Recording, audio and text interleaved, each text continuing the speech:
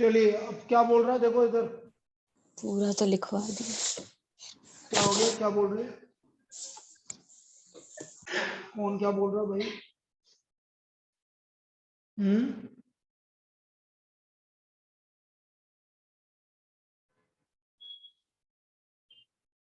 In a group of 20 males and 15 females, 12 males and 8 females are service holder.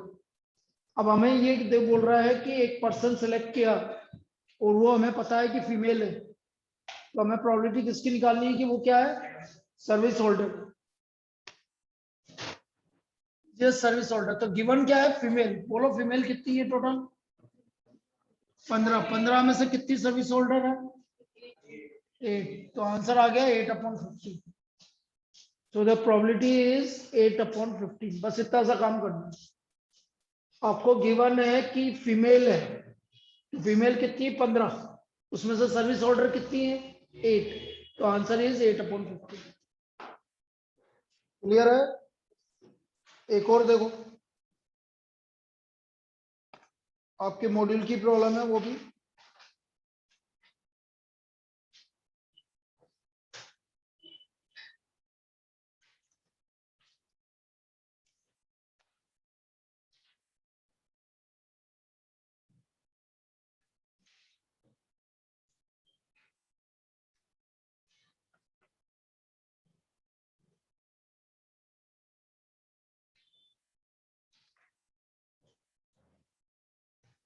चलो आते जाओ भाई, जल्दी जल्दी।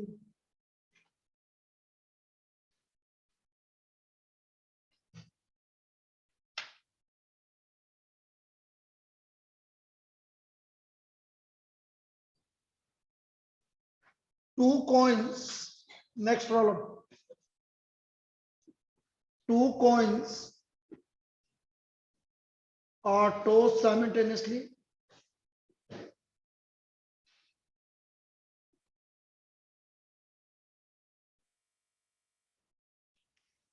What is the probability?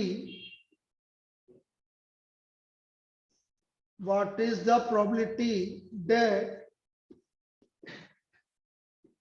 second coin would give a tail? Second coin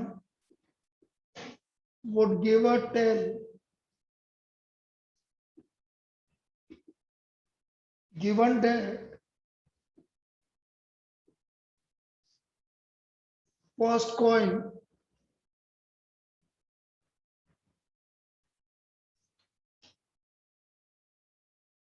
shown a head। भाई आपको ये given है कि फर्स्ट कॉइन पर हेड आ रहा है, तो हमें प्रोबेबिलिटी निकालनी कि सेकंड कॉइन पे क्या आना चाहिए, टेल आना चाहिए। तो पहले हमें गिवन है फर्स्ट कॉइन पे हेड आ रहा है, तो यदि फर्स्ट कॉइन पे हेड आ रहा है या तो हेड टेल आएगा या हेड हेड आएगा। तो कितने केस हो गए टोटल? 2 केस हो गए। अब उसने बोला सेकंड कॉइन पे टेल आ रहा है, इसका मतलब ये वाला case. So what is the answer? 1/2। तो ये था, बाकी तो मैं कल करवा ही चुका था सेकंड प्रोबेबिलिटी में, तो ये यहां तक था। So this is 1/2।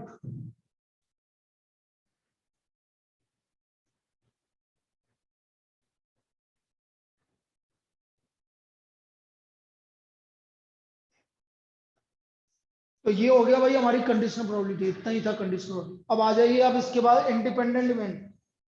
अब देखिए आज इवनिंग तक ये चैप्टर कंप्लीट हो जाएगा और कल मॉर्निंग में टेस्ट है आपका। टेस्ट का टाइमिंग रहेगा आपका 9:15 से 10:15, 9:15 to 10:15।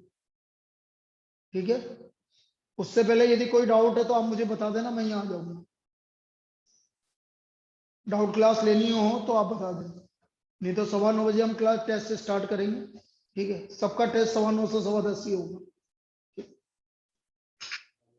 आ जाओ। टेस्ट कहाँ देने आना है? सब यहीं दे होगा, जो भी होगा सबका टेस्ट एक ही जगह पे होगा।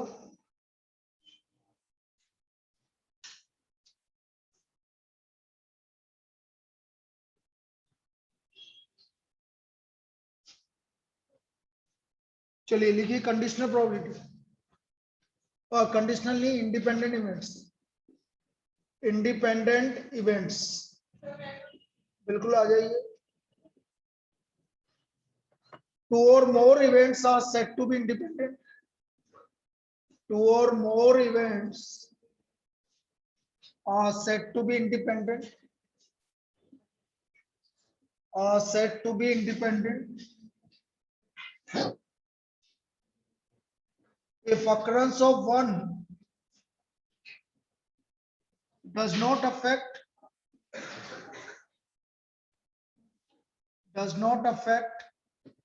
the occurrence of all others.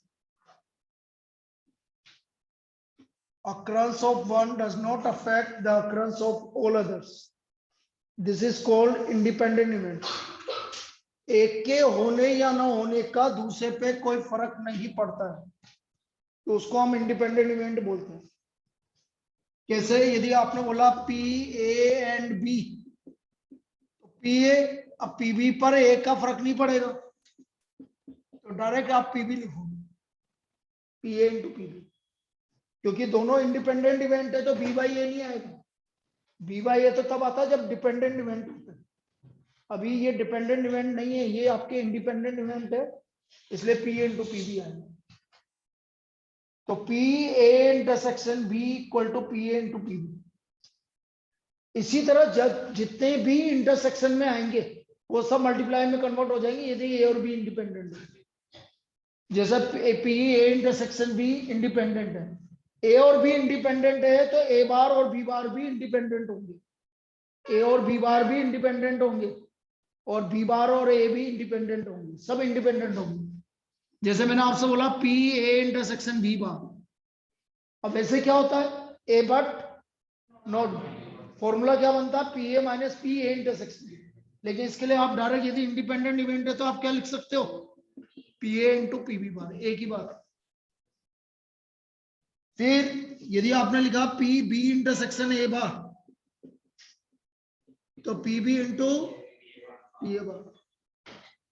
फिर हमने लिखा P A bar intersection P B bar, neither A nor B, तो डायरेक्ट आप क्या लिख सकते हो, P A bar into P B bar, P A bar multiplied by P B bar, इस तरह से। तो ये independent event, these are called independent events, लिख लीजिए इसको। अब इसमें प्रॉब्लम किस तरह की बनती है वो समझिए। टू और more events are said to be independent if occurrence of one does not affect the occurrence of all others. एक के होने या न होने का दूसरे पे फर्क नहीं पड़ता है, तो उसको हम इंडिपेंडेंट इवेंट बोलते हैं।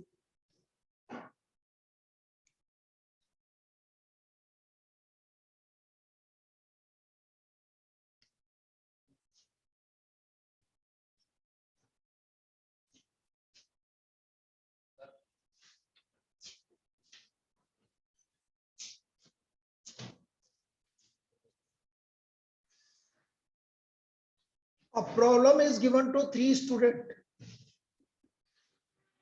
A problem is given to 3 students.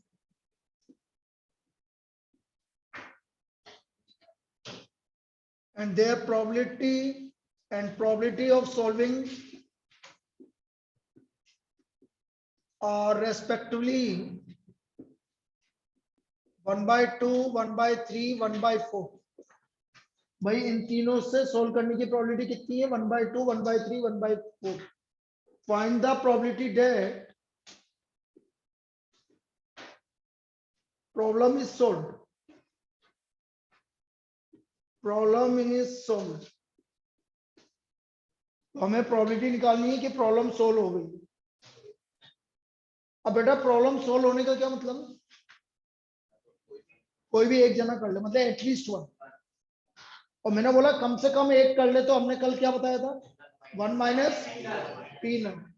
अब जैसा पहला स्टूडेंट को बोला एक सोल्व करने की प्रोबेबिलिटी 1/2, तो उसके सोल्व नहीं करने की प्रोबेबिलिटी क्या होगी, बी के सोल्व करने की प्रोबेबिलिटी कितनी है, तो पी बी बार पीसी, तो पीसी बार। अब हम बोल रहे हैं प्रॉब्लम इज सोल्व्ड, तो 1 minus P, none of them solves the, हाँ problem is solved.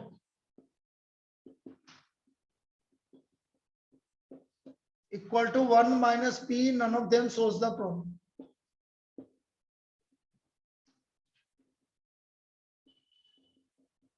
ये आ गया P A bar into P B bar into P C bar. P A bar 1/2, P B bar, so answer is 3/2. ये इसकी probability होगी 3/2. लिख लीजिए. तो ये क्या था भाई, प्रॉब्लम इज सोल्व. अब प्रॉब्लम इज सोल्व का मतलब कोई भी एक जना प्रॉब्लम को सोल्व कर ले, या तो कोई एक करे, या दो करे, या तीनों करे. ये तीनों, ये सब केस आएंगे इसके अंदर.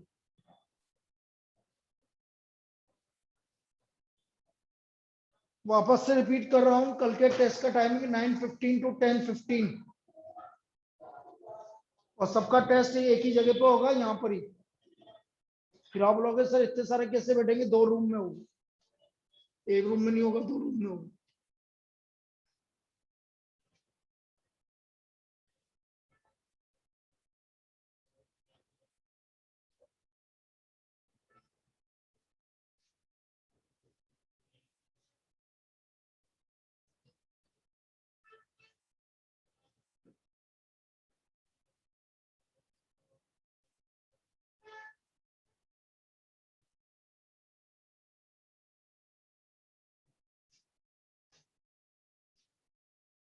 मैप पर जसलीन के अलावा किसी को मैं पेपर नहीं भेजूंगा, पहली बात. दूसरी बात, जीसीआई में 2 जनों के अलावा किसी को पेपर नहीं भेजूंगा, सबको ऑफलाइन देना है.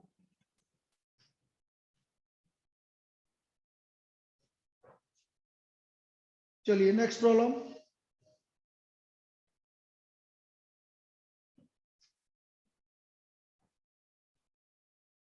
अस्तित्व तुम मुझे याद दिलाना तुम्हारे व्हाट्सएप से कि मुझे पेपर भेज दो, और मुदित दे तो मुदित को भी बोल देना.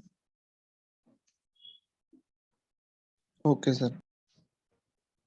यस, ग्रुप पे पेपर नहीं डालूंगा मैं.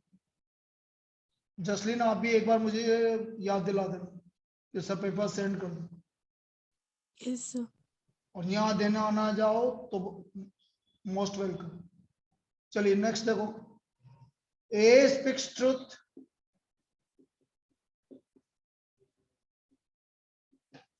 in 50% of the cases. B speaks truth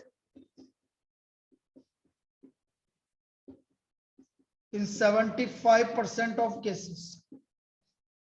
In what percentage of cases?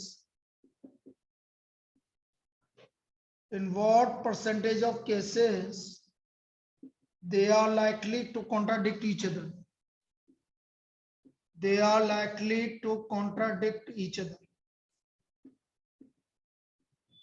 Contradict का मतलब क्या हुआ? एक सच बोलेगा तो दूसरा झूठ बोलेगा. जैसे ए के सच बोलने की प्रोबेबिलिटी है 50/100, मतलब 1/2, तो उसके झूठ बोलने की प्रोबेबिलिटी कितनी हो गई? 1/2. बी के सच बोलने की प्रोबेबिलिटी कितनी हो गई? 3/4, तो उसके झूठ बोलने की प्रोबेबिलिटी. अब कॉन्ट्राडिक्ट का मतलब है ए यदि सच बोल रहा है तो बी झूठ बोलेगा, और ए झूठ बोल रहा है तो बी सच बोलेगा. तो P A 1/2, P B bar 1/4, 1/2, 3/4. तो 1 + 3/8. So what is the probability? 1/2. 50% cases में वो एक दूसरे को कॉन्ट्राडिक्ट करेंगे. 50% केसेस में वो दोनों एक दूसरे को कॉन्ट्राडिक्ट करेंगे. कॉम्बिनेशन से कैसे होगा? एक सेकेंड. हाँ बोलो, जो तेरे दिमाग में आ रहा बोल. और क्या मेथड होगा? ये तो इंडिपेंडेंट इवेंट है. इंडिपेंडेंट इवेंट में कभी भी कॉम्बिनेशन नहीं लगता, और यदि कॉम्बिनेशन लगेगा तो फिर वो बाइनोमियल डिस्ट्रीब्यूशन में लगेगा. इंडिपेंडेंट इवेंट की बात सुनिए.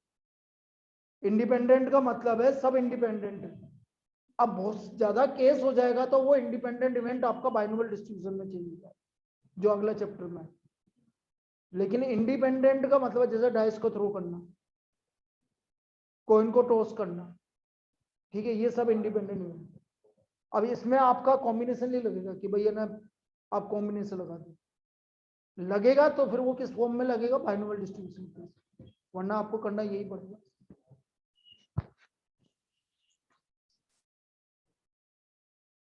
भाई जो चीज कॉम्बिनेशन कब लगता है, जब आपके डिपेंडेंट इवेंट्स हो।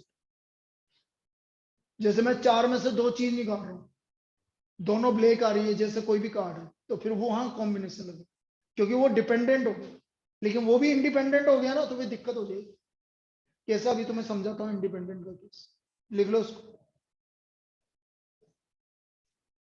आप, मुझे लग रहा है कि ये कंफ्यूज हो रहे हो कि कहाँ कॉम्बिनेशन लग रहा है, कहाँ नहीं। तो वो कॉम्बिनेशन तो तब लगेगा जब एक साथ कोई चीजें निकाल, मैंने बोला 2 बॉल एक साथ निकाल, ठीक है, रिप्लेस नहीं कर रहे, एक साथ निकाल रहे हो तो रिप्लेस करने का टाइम ही नहीं मिला, तुम दोनों एक साथ निकाल रहे हो तो कॉम्बिनेशन लगे। 3 बॉल एक साथ निकाल रहे हो तो आपको रिप्लेस करने का टाइम ही नहीं मिला, तो आपको क्या हुआ, कॉम्बिनेशन हो। अब आप बोल रहे हो एक एक करके बॉल निकाल रहा हूं विद रिप्लेसमेंट, तो बेटा विद रिप्लेसमेंट आ गया तो यहाँ कॉम्बिनेशन नहीं लगेगा। विद रिप्लेसमेंट बोलिए, एक निकाला वापस डाल दी, दूसरा निकाला वापस डाल दी, तीसरा निकाला वापस डाल दी, इस तरह से। सो के उठ गया, साफ दिख रहा। गुड मॉर्निंग, चाय मंगवानी पड़ेगी आज तो, सो के उठ गया। अरे वो देख, वो तो तू तो आप मुंह भी धो के आया होगा, वो मुंह की भी नहीं धो के आया, पूछ ले उससे, गलत बोल रहा हूँ तो। ना क्या आया तू, यार लग तो नहीं रहा है।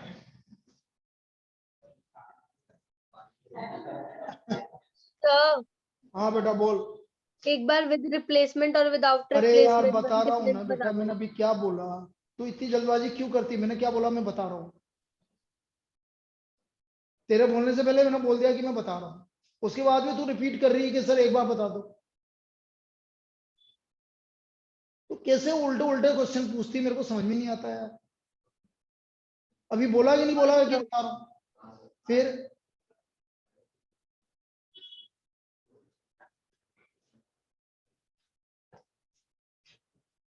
क्वेश्चंस तो ढंग से पूछा करना, मैं पहले भी डांट चुका हूँ तेरे को इतनी बार, हर बार एक ही बात। मैं बोल रहा हूँ कि मैं ये करवा रहा हूँ, अच्छा सर आप ये करवाओगे क्या, अरे यार ये क्या क्वेश्चन है। मैं बोल रहा हूँ कि आज मैं ये पढ़ा रहा हूँ, सर ये पढ़ाओगे ना आप, फिर बोलते हो कि सर डांटते क्यों।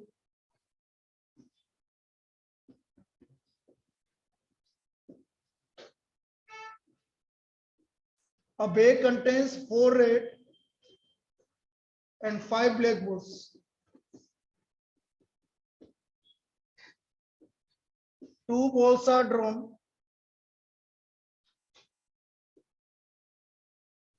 at random.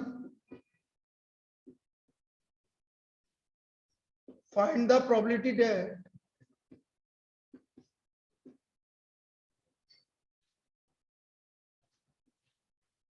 one ball is red and one ball is black.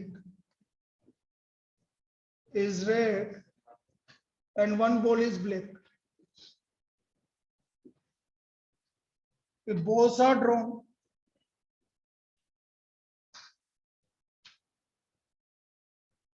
first with replacement and second without replacement.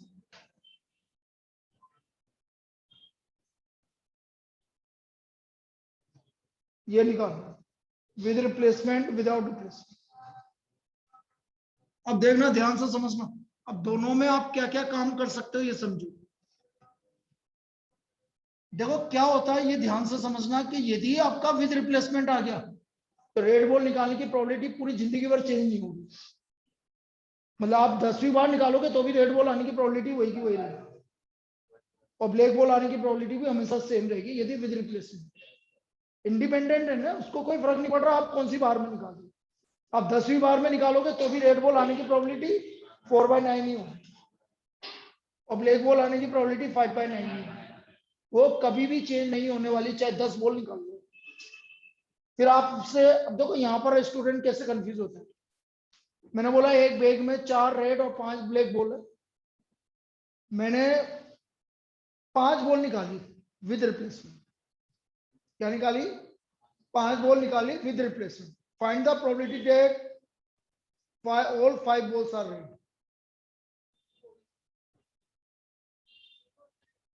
क्यों?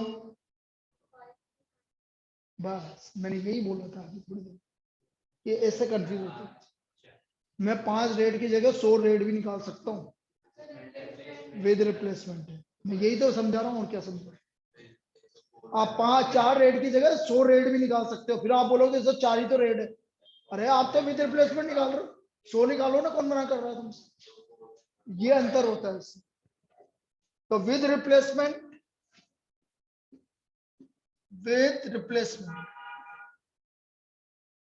P red 4/9, P black 5/9।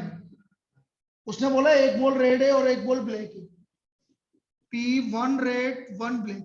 अब इसमें तो केस बनाना ही पड़ेगा आपको, कोई ऑप्शन नहीं है आपके पास। पहली रेड दूसरी, या पहली ब्लैक दूसरी रेड। रेड आने की प्रोबेबिलिटी 4/9, 5/9। तो आंसर कितना आ गया? 20 + 20 अपॉन 81, 40/81। ये कहलाता विद रिप्लेसमेंट। इसमें कॉम्बिनेशन नहीं लगेगा, इसमें कॉम्बिनेशन नहीं लगेगा, क्योंकि एक एक करके बॉल निकाल रहे हो और वापस रिप्लेस कर रहे हो। लेकिन इसकी जगह आपका विदाउट रिप्लेसमेंट होता है, विदाउट रिप्लेसमेंट। अब विदाउट रिप्लेसमेंट है मतलब आपने, विदाउट रिप्लेसमेंट का मतलब है एक बॉल निकाली बाहर रख दी, या फिर दोनों बॉल एक साथ निकाली एक ही बार। तो इसमें क्या, कितनी बॉल है टोटल? तो 9 सीट। एक बॉल रेड है और एक बॉल। अब कुछ समझ में आया क्या? So answer is 5/9। ठीक है, लिख लो इसको। तो ये होता है विद रिप्लेसमेंट और विदाउट रिप्लेसमेंट, दोनों में ये अंतर है।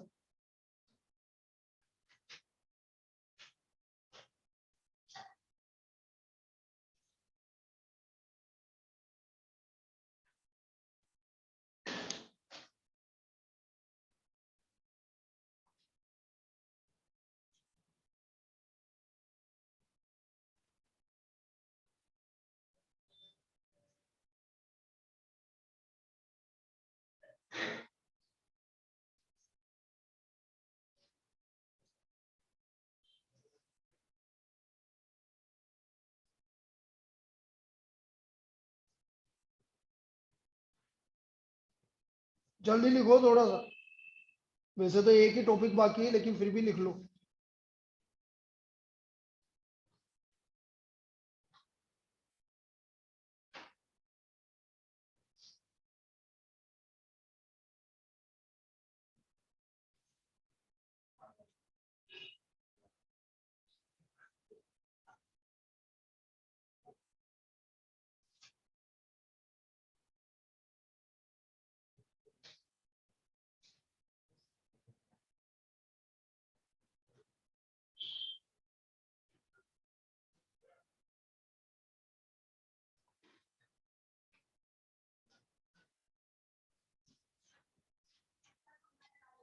अरे पंखा क्या, तू तो एसी चला ले, मेरे को कहाँ दिक्कत है? हमने कब मना किया पंखा चलाने के लिए? एसी चलाओ भाई इसके लिए। नहीं नहीं नहीं, तो क्या है? मैंने कब मना किया भाई? तो एसी चला आराम से। चलिए भाई अगला लिखो। एक और करता है विद रिप्लेसमेंट वाला ही। A bag contains 5 white and 7 5 black and, या एक काम करो, 4 white 5 black and 3 green balls। 4 balls are drawn 1 by 1 1 by 1 with replacement. With replacement, find the probability that at least one is white. At least one is white. हमें ये probability निकालनी है, कम से कम एक white है. 4 बॉल निकालनी है, कम से कम एक white है. तो पहले बताओ white आने की क्या probability है? 4 by 2. अब क्यों, क्योंकि ये कौन सा इवेंट है, इंडिपेंडेंट है, तो ये probability कभी चेंज नहीं होगी white आने की. तो P white नहीं आने की probability 2 by 3. क्योंकि मेरे से पूछा गया एटलीस्ट वन इज व्हाइट, कम से कम एक व्हाइट है, तो 1 minus P none is white. P at least one is white. 1 minus P none is white. तो पहली व्हाइट नहीं है, दूसरी भी व्हाइट नहीं है, तीसरी भी व्हाइट नहीं है, चौथी भी व्हाइट नहीं है. So what is the answer? 65 upon, ये इसका आंसर लिख लीजिए इसको, 65 अपॉन 81 आ गया. अब देखो जब बॉल वाली बॉल्स स्टार्ट मतलब प्रॉब्लम स्टार्ट की तो अब सारी बॉल्स वाली एक साथ करवा देते हैं, क्योंकि उसको आने के चांसेस रहेंगे आपके.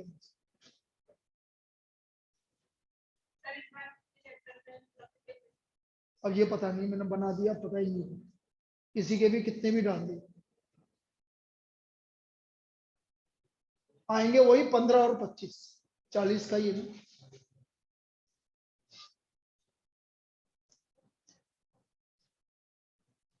टेस्ट कॉपी देंगे वो भैया आएंगे जब देंगे उनके पास, चेक तो हो गई.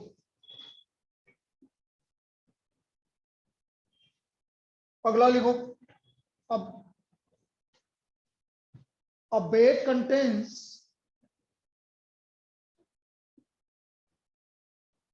4 red and 6 white balls.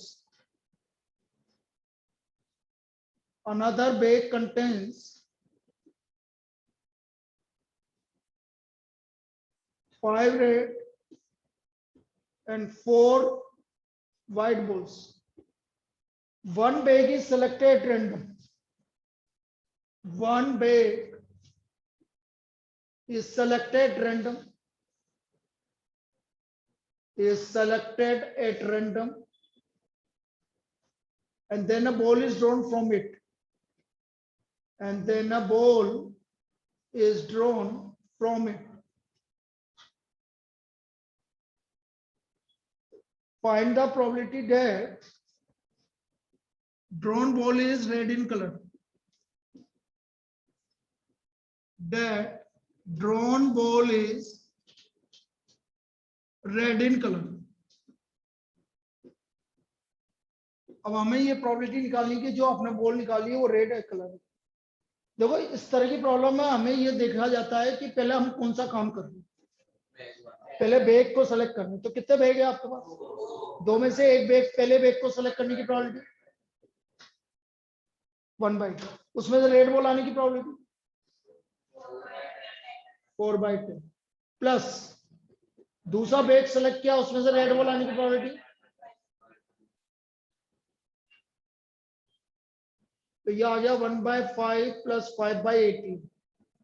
LCM ले लीजिए 90, 18 plus 25. So what is the answer 43 by 2. इस तरह की प्रॉब्लम पूछी है. क्लियर है, लिख लीजिए. इसमें हमने पहले क्या काम किया, बैग को सेलेक्ट किया फिर बॉल निकाली.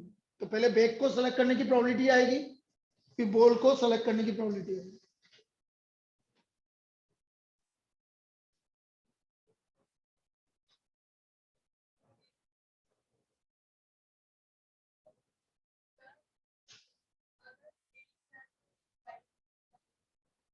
बैग सेलेक्ट करने के बाद निकल जाएगी.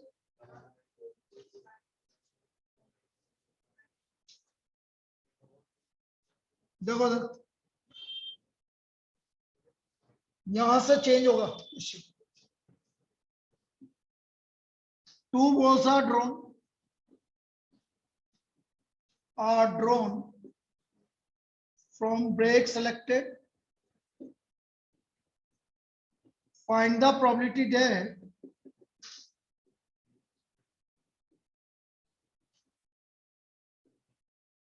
one ball is red and one ball is white,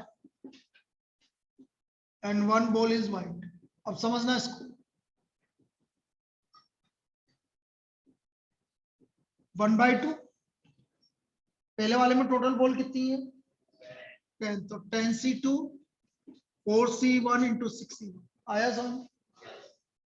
ये दो बॉल निकाल लीजिए, plus 1/2 9c2 5c1 into 4c। अब इसको सोल्व करना, समझ में आ गया। तो दो बॉल निकालने की प्रोबेबिलिटी है इसमें, क्योंकि अब इसमें आप बोलोगे सर वो वाला क्यों नहीं लगाया, एक एक करके अलग अलग करके केस बनेंगे तो लेंदी हो जाएगा। इसमें कि यदि आप ऐसा करोगे डायरेक्ट नहीं करोगे, क्योंकि भैया कुछ भी नहीं बोला है तो विदाउट रिप्लेसमेंट है। अब विदाउट रिप्लेसमेंट है, यदि आपने एक एक करके निकाले तो दो केस बन जाएंगे, पहले रेड आ रही है फिर ब्लैक आ रही है, या पहले ब्लैक आ रही है फिर रेड आ रही है। तो ऐसा काम करना है कि जब एक साथ निकालना है तो ऐसे निकालो, इसको सोल्व कर लेना, आंसर आ जाए। और कोई कंफ्यूजन इसमें? चलिए इसमें अगली टाइप की प्रॉब्लम।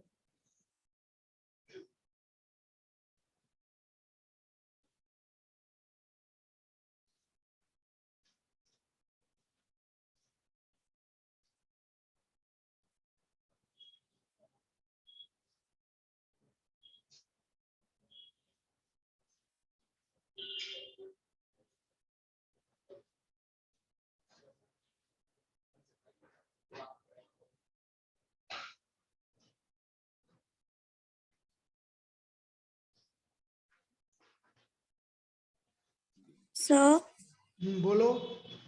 सर एक बार रिपीट कर दो, नेट इशू की वजह से आधा वो सुनाई नहीं दिया आपका। कौन सवाल? यही क्वेश्चन जो आपने अभी कराया। सेकेंड पार्ट ना? Yes sir. सेकेंड पार्ट में ये बोल रहा है, ऊपर लिखा हुआ है साफ साफ कि आपको दो बॉल निकालनी है, एक बॉल आपकी व्हाइट है और एक बॉल रेड है। तो आपने पहला बैग सेलेक्ट किया 1/2। अब पहले बैग से आपको दो बॉल निकालनी, तो पहले बैग में टोटल बॉल कितनी है 10, तो 10 में से दो निकाल रहे हो 10c2, एक रेड निकाल रहे हो 4c1 और एक ब्लैक निकाल रहे हो 6c1, तो 4c1 into 6c1 व्हाइट निकाल रहे हो। या दूसरा बैग सेलेक्ट किया, उसमें टोटल बॉल है 9, तो 9c2। अब 9c2 टोटल बॉल निकालने का, दो बॉल निकालने के तरीके, एक बॉल आपका रेड है, 5 में से एक बॉल रेड होने की प्रोबेबिलिटी 5c1, और एक और निकालनी है इसलिए मल्टीप्लाई आ रहा है, और मल्टीप्लाइड बाय 4c। चलिए लिखिए next problem.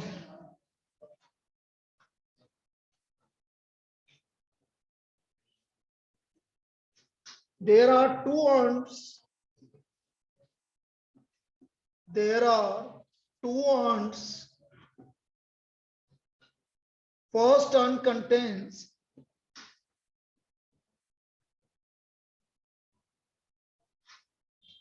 3 red and 6 black balls. Second urn contains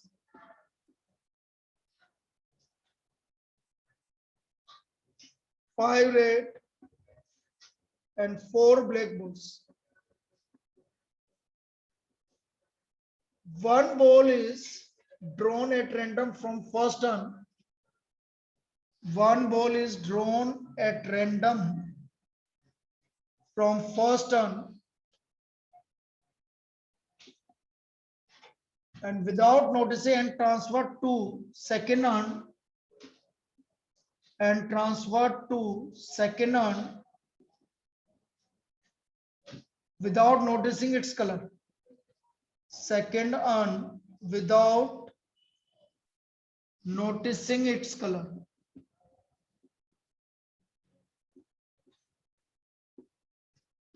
then a ball is drawn from the second urn.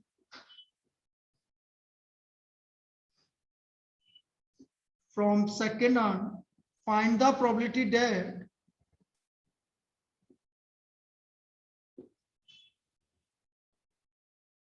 find the